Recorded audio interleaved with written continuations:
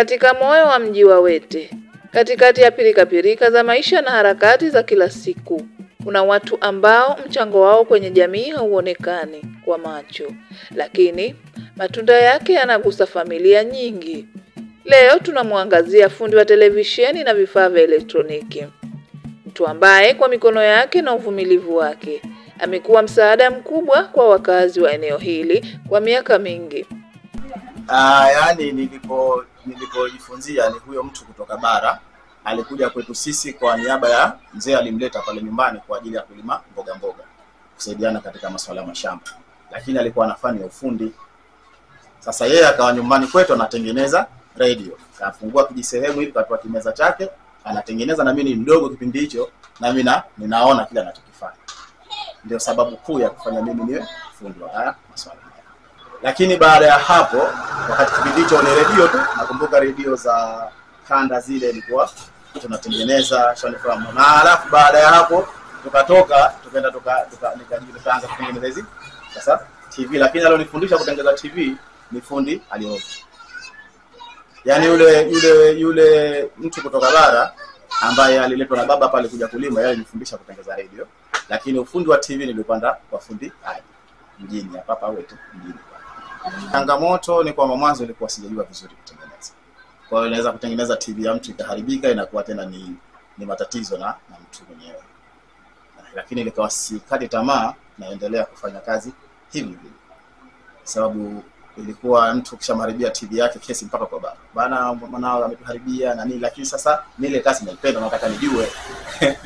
Sasa ilinibidi mimi niwe ninafanya hivyo hivyo. Kwanza mimi nilianza kutengeneza radio. Cha kwanza nilianza kutengeneza radio. Lakini radio baadaye nikaacha, yani kutokana na kipindi hicho ilikuwa radio ndio ziko nyingi kipindi hicho cha nyuma. Lakini baada ya kwenda kwa fundiali nikawa natengeneza DVD. Yani DVD nilikuwa napenda sana kutengeneza DVD. Kipindi hicho ni maarufu sana DVD. Lakini kwa kweli DVD ni digital tofauti na mfumo wa wale zamani kwa kutumia zile VCR. Kuna tofauti ya DVD na VCR. Kwa zilipoingia DVD watu wengi walipenda sana DVD. Na mtu atakuwa na yani ukiwa na DVD ni jambo kubwa kuliko hata kuwa na ile tape. Na ilikuwa inaonyesha safi kuliko tape zile za VCR ambazo nyuma pia ilikuwa nazishoot. Lakini asilimia kubwa ni TV. TV ndo zinakuwa siku zote zinaingia TV hapo. Ndani ya karakana yake ndogo iliyopambwa na sauti za mashine, harufu ya solder na store ya vipuri vilivyojaa historia za kifaa kimoja baada ya kingine. Hapa ndipo ndoto za watu huishi tena. Kila TV inayofunguliwa, kila radio inarudi kuimba. Hizi zinakuwa zina kesi nyingi tofauti, lakini mara nyingi zinakuwa kesi nyingi sana huwa ni taa za TV. Yani mara nyingi TV inakuwa inaongea, inatoa sauti lakini picha huoni, au saa nyingine inakuja TV kwa standby haiendelei kuwaka, au zinakuja TV no power, yani haiwaki kabisa. Yani zinakuwa zina kesi nyingi kwa sababu sisi tunatengeneza TV za aina tofauti. Tunatengeneza TV za CRT, TV za zamani hizi maarufu huko kwetu wanaita TV za chogo, lakini zile ni kwa sisi mafundi tunaita CRT TV.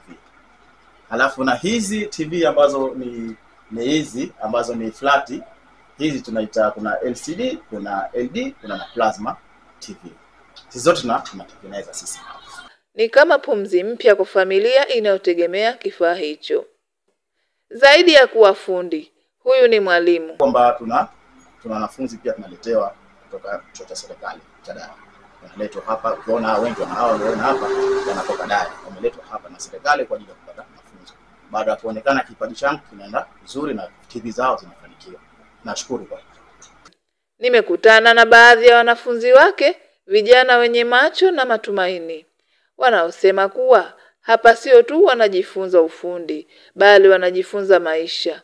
Wanajifunza kusubiri, kutafakari, kuvumilia na kutatua changamoto bila kukata tamaa. Wanasema mwalimu wao amekuwa kama taa ndogo inayowaongoza kupitia giza la ukosefu wa ajira na ukosefu wa dira. Hapa ndoto zao zinaanza kupata umbo.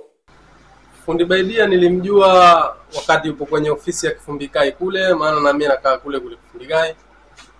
Nilishauriwa nyumbani, maana ilikuwa naupenda sana ufundi. Sasa nikashauriwa nyumbani, kwa nini usende ukasomea ufundi wa electronic? Kaambia sawa, hamna shida. Na ilikuwa ndo namuona pale Kifumbikai tengeza, anaunda. Na mimi nikaona bora nijiunge huko. Nikaenda chuoni kule, nikaanza kujifunza kidogo theory. Na nikaona bora nende pale nimuombe ili nikae kule nikipoa kidogo na huku nikipata kidogo mambo yanazidi kwenda. Ni kweli kabisa. Unajua sasa hivi ulimwengu umebadilika. Na nyingi sana sasa hivi wenyewe wanaitupenda wazi. Imeongezeka hasa katika mji wetu sio wetu. Kuna watu wanakuta bangi, vijana wengine ndugu zetu kabisa. Kuna watu wapo wanalewa sasa hivi. Kuna watu kazi yao ni tofauti na chafu. Mimi ninachoshauri vijana wenzangu ni kwamba sio kama lazima usome uwe na elimu kubwa uweze kuajiriwa. Unaweza kuwa na ujuzi wako mdogo tu ambao uko nao. Kwa mfano kama mimi zamani nakumbuka nilipokuwa mdogo kama ya 35 niliitwa na mama mmoja kuna kumuingia fitting ya vitochi kwa umeme ndani ya nyumba. Na nashukuru wewe fikiria niko na mtu wa 35 nilimuingia nyumba nzima vitochi. Mpaka kufikia hapa mmenipenda. Ule ujuzi wangu ambao nimekuwa nao. Kwa hiyo ujuzi si lazima kama usome daktari nani hapana. Unaweza kuwa ujuzi wako mdogo, mfano kama unaweza kuunga vitochi. Mwite baba yako mzazi wako akuendeleze. Fani yangu mimi ni kujenga. Nenda fuata watu wanajua kujenga wakuendeleza ufundi wako. Na sasa nashukuru serikali imezindua vyuo vya kila aina. Vipo Kibaha, vipo Daya, vipo kule wapi Ranzi. Vipo vingi sana, Chake pia vipo. Tunashukuru alhamdulillah alamin. Wameendeleza vizuri. Kwa hiyo kila mmoja kujiona ujuzi wake ambao Mwenyezi Mungu amemjalia. Basi naenda akaendeleza ujuzi wake ambao Mwenyezi Mungu amempa. Katika ulimwengu wa leo ambapo teknolojia inakimbia kwa kasi, Pemba nayo haiko nyuma.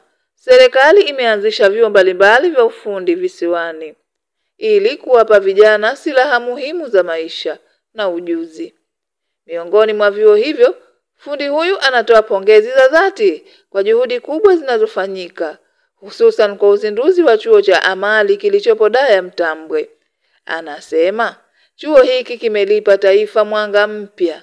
Ni mahali ambapo vijana wanaweza kupata msingi wa kitaalamu. Kabla hata ya kuingia kwenye karakana kama yake, ni mahali ambapo matumaini yanachipuka. Ujasiri unajengwa na mustakbali unapewa mwelekeo.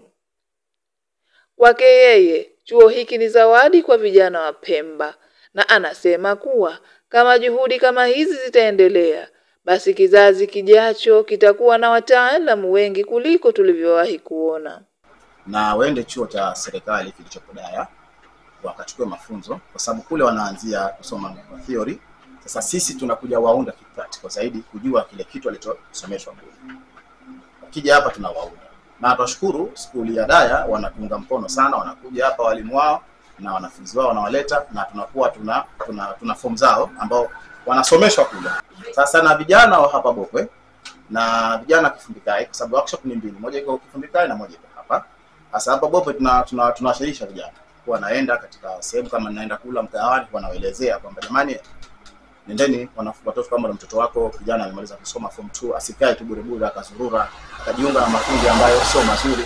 Unaona, aje kwetu tutamfundisha ufundi, ataweza kujiajiri mwenyewe kuliko kabla hata hajaajiriwa na serikali.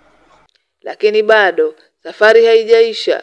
Katika mazungumzo yetu, fundi huyu alitoa wito kwa serikali na wadau wa maendeleo. Anasema pamoja na vyuo vilivyopo, kuna haja ya kuongeza vifaa vya kisasa, mazingira bora ya kujifunza na mafunzo ya vitendo kwa vijana. Kwake uwekezaji kwa vijana ni uwekezaji kwa Pemba yenyewe.